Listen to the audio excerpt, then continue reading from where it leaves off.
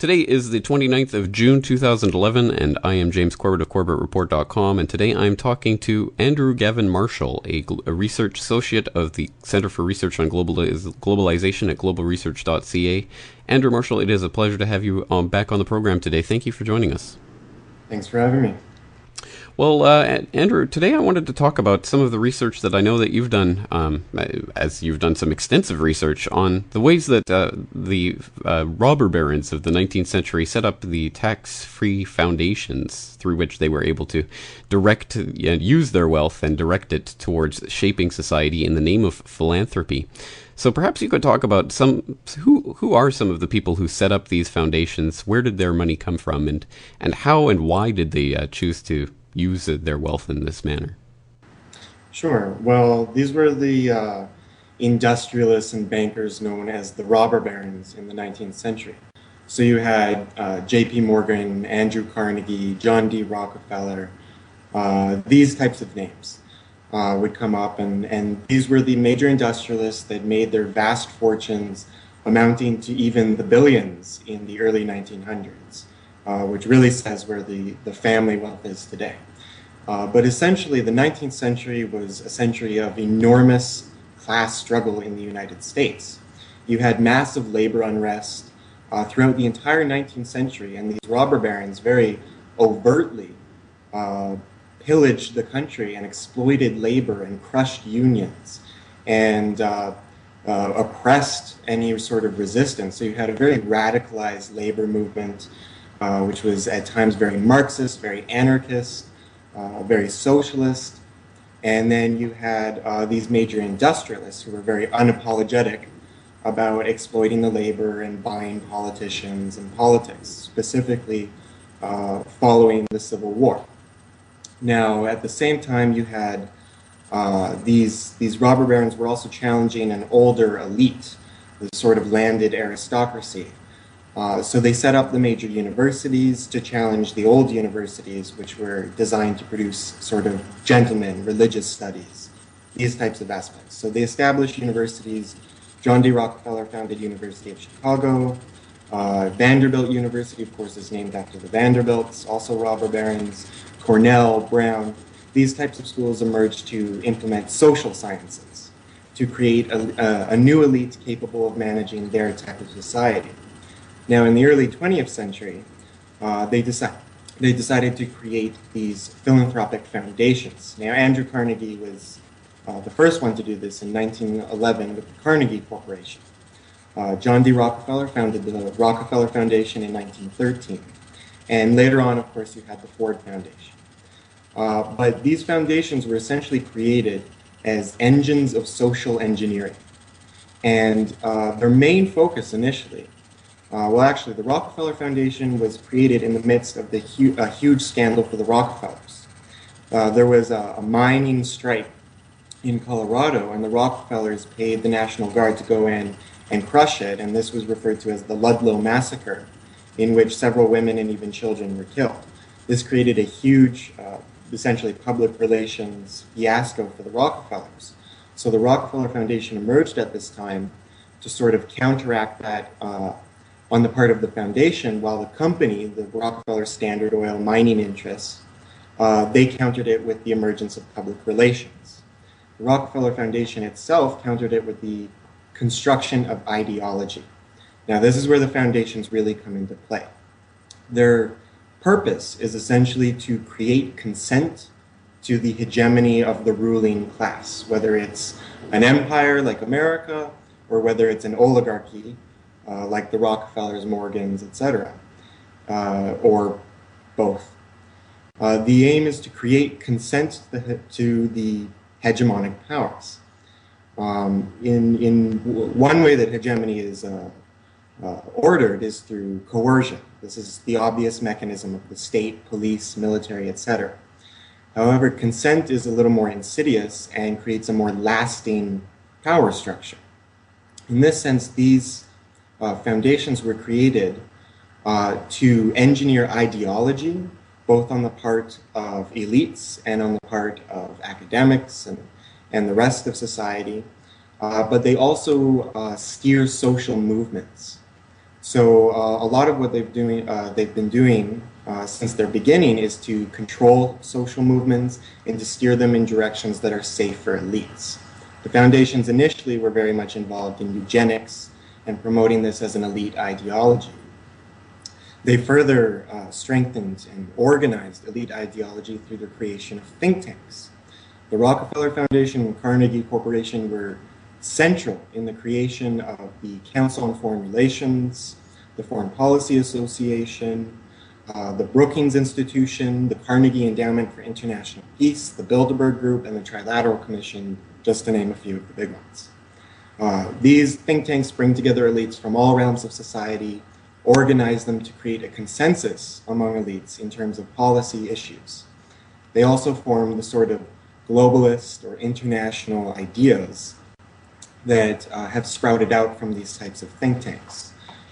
Further, the foundations, Rockefeller Foundation and Carnegie Corporation, in the 1920s, in 1924, they established the Social Science Research Council. This is a sort of a front organization through which they would pass money to various universities, creating and essentially molding the disciplines of political science, economics, sociology, and many other fields of study. In this sense, they shaped the academic discipline itself. And so the people who study political science, people who study economics, the people who study sociology, they go through programs that are largely engineered by these major foundations in order to produce people who are able to properly manage the society that these foundations are pivotal in engineering. And in the 1950s, the Ford Foundation really came into the forefront in engineering this type of program as well. And they shaped, the Rockefeller Foundation essentially shaped the whole study of international relations. In the 50s onwards, new areas, as America became the empire, area centers, area studies appeared in universities. And this was the idea that you train professionals to study Africa, to study Latin America, to study Asia. And the Ford Foundation really funded these institutes at universities to produce elites capable of managing and understanding the empire. And thus you had, in 1967, there was a study done in which there was 191 university institutes of area studies. And it was found that 109 of these institutes were dependent upon Ford Foundation funding. And so you have the whole realm of academic social sciences were essentially engineered by these foundations. And the aim is to promote reform of the system in order to create consent to the powers that control the system. So social science was seen as a method of social control, as a method of social engineering.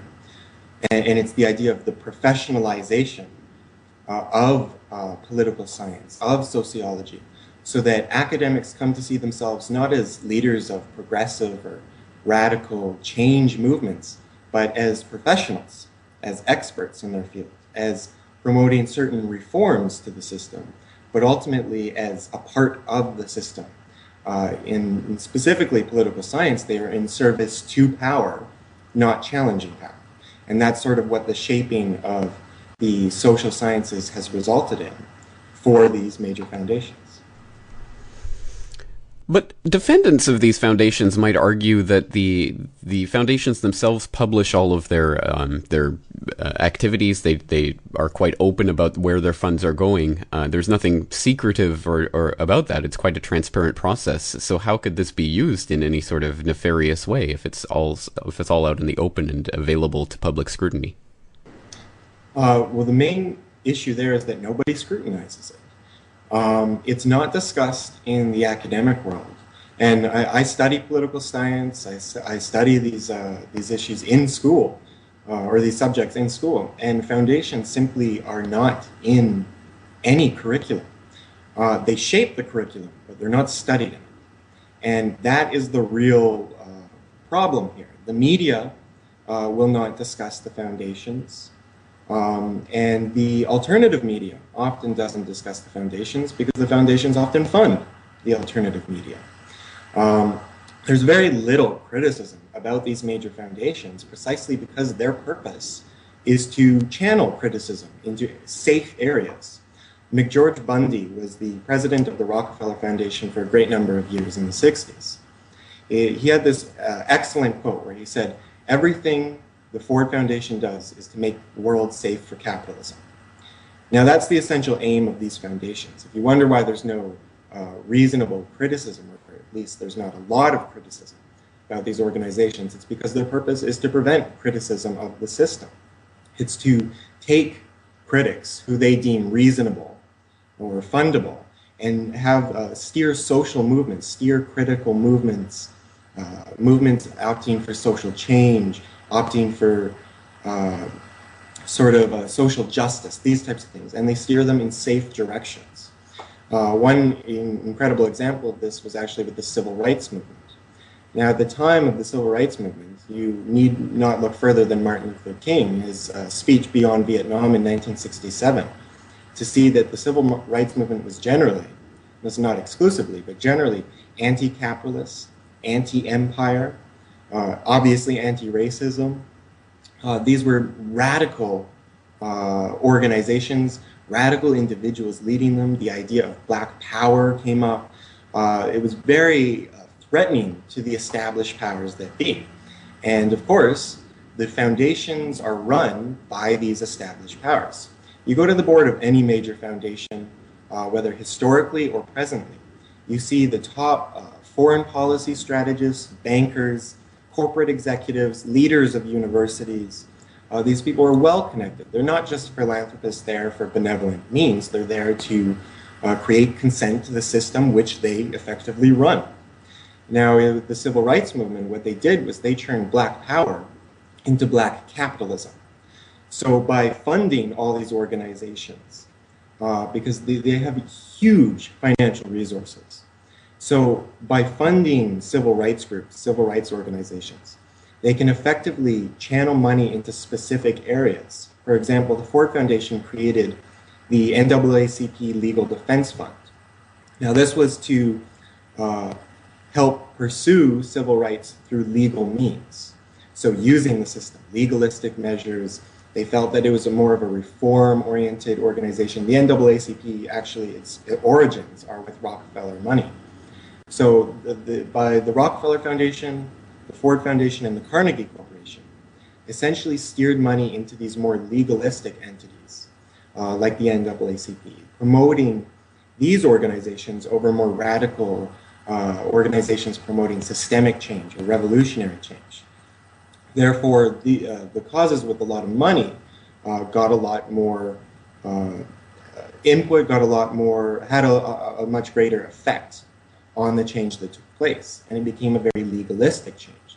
So essentially what you do is you change the faces, but not the system.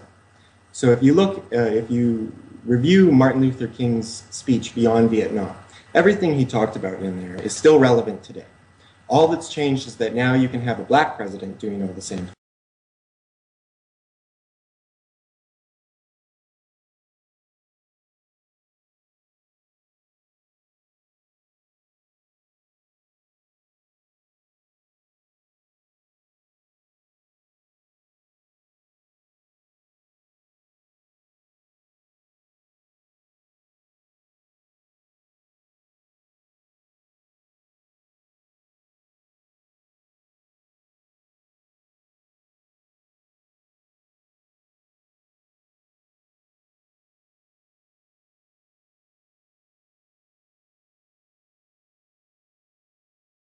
So if you look, if you review Martin Luther King's speech Beyond Vietnam, everything he talked about in there is still relevant today.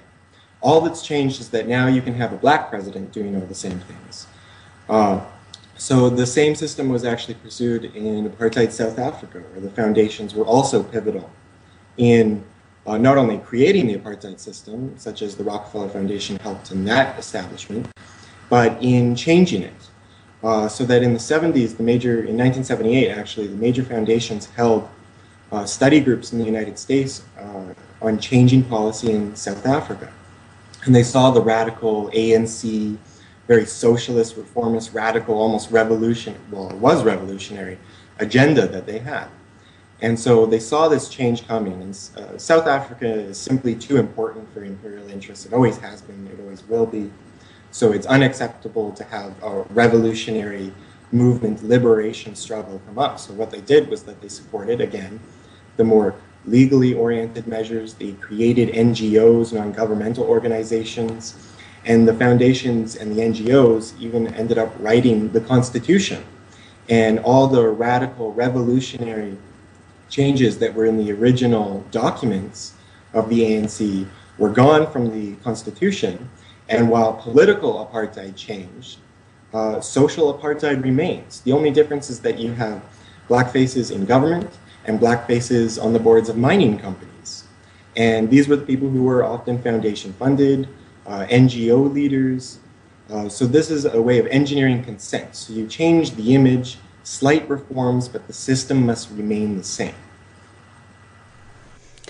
So finally, then, what would you say to people who say that the most egregious abuses of these foundations, the creation of the eugenics movement or the suppression of the civil rights movement or things like that, are in the past, and that these days the foundations are by and large working towards things that we can all agree on as good, such as vaccination of third world countries? Well, you have to generally look a little deeper into the issues. And it's really not that hidden, as you brought up. The stuff is generally open, it's just not looked at. That's the problem. We need more discussion, more examination of the role of foundations. For example, what they're doing today, just take the entire world enclave of NGOs, non-governmental organizations. Now, these are generally viewed with respect. They're promoting social change, attempting to alleviate poverty, discuss human rights, at least challenge in some respects institutions like the World Trade Organization, the World Bank, IMF, etc. Well, the rise of NGOs was actually foundation engineered, and it was with a very specific purpose. Now, the aim is that well, it resulted out of the age of what's called structural adjustment, where the World Bank and IMF imposed structural adjustment programs on places like Africa, Latin America, and Asia. This essentially amounted to social genocide, where they wiped out education, healthcare, social services, expanded poverty, created mass inflation, essentially recolonized the entire third world, so-called third world, for the Western imperial powers. This rapid acceleration of poverty created enormous social unrest. So in this context, elites always get very insecure. If there's massive social unrest, you need to address it. You need to create consent to the system. This is the context in which NGOs rose up globally. Now, NGOs today essentially act in the modern imperial project as the missionary groups acted in the old formal colonial period. Now, if you look at missionary societies, the leadership often knew very directly and were very complicit in the fact that this was an imperial project. Missionary groups going to Africa in the 1800s, early 1900s, it was very explicitly imperial. However, the missionaries on the ground often were people with good intentions, just wanting to help, educate, civilize the barbarians, what have you.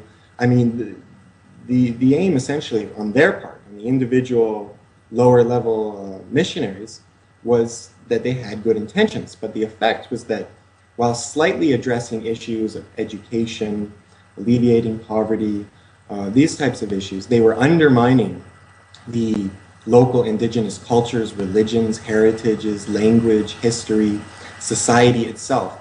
And thus they made it not only susceptible, but deeply, they were able to essentially undermine that whole system and make the colonial political and economic overt colonial oppression sustainable. And the NGOs function in the same way today. While going to places like Africa, they slightly alleviate poverty, slightly address human rights issues, education issues, a whole plethora of other social issues and concepts. Now, the people working on the ground for the NGOs are there with great intentions. I study political science, and the people who study political science who tend to want to change things, don't like the established political or economic order, they tend to go into the NGO world because that's where people with good intentions generally go in this field.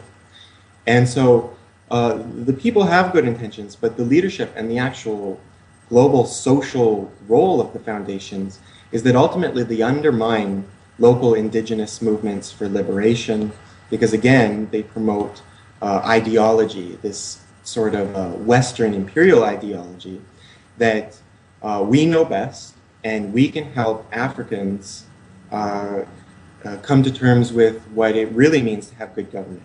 Our concept of human rights, our concept of democracy, our concept of freedom and liberty, and these types of issues.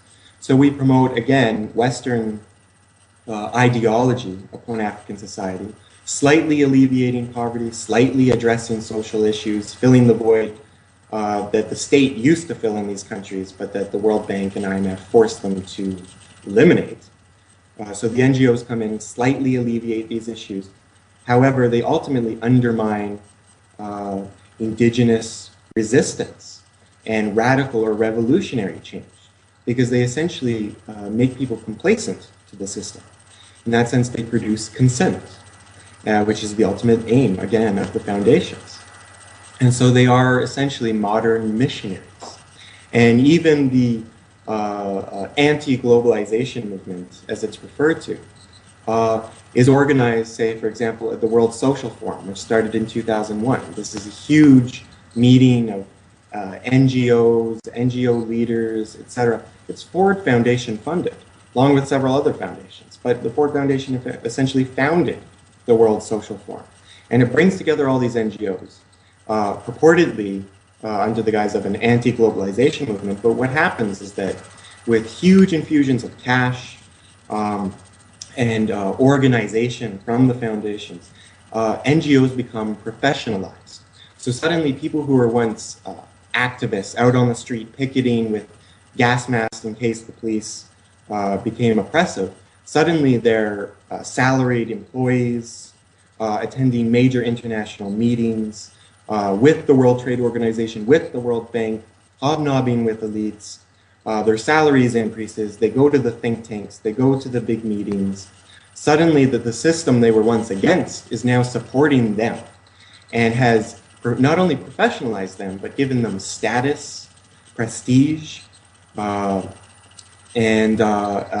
acknowledgement.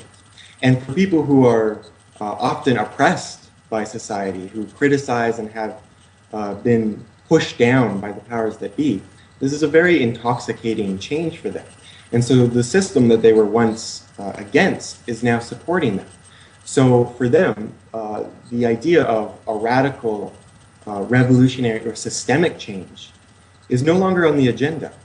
It's about reform, mild reforms to the system. And essentially, it's not anti-globalization. It's just reform globalization. It's putting a human face on an inhuman entity. It's about making globalization itself more sustainable and providing consent on a more global scale to this system. Well, a fascinating subject and one which you've obviously done quite a great deal of research into. So if people are more interested in finding out about this history and the ways that the foundations function in our society, how can they find out more about your work? Well, you can go to globalresearch.ca. I've written some articles on covering issues that foundations cover, but I'm also writing a current book on global governance, which has foundations as a major subject throughout the entire thing. Excellent. Well, I look forward to that book, and hopefully we can have you on when that comes out. But Andrew Gavin Marshall, it's always a pleasure to talk with you. Thank you for taking the time today. Thank you very much.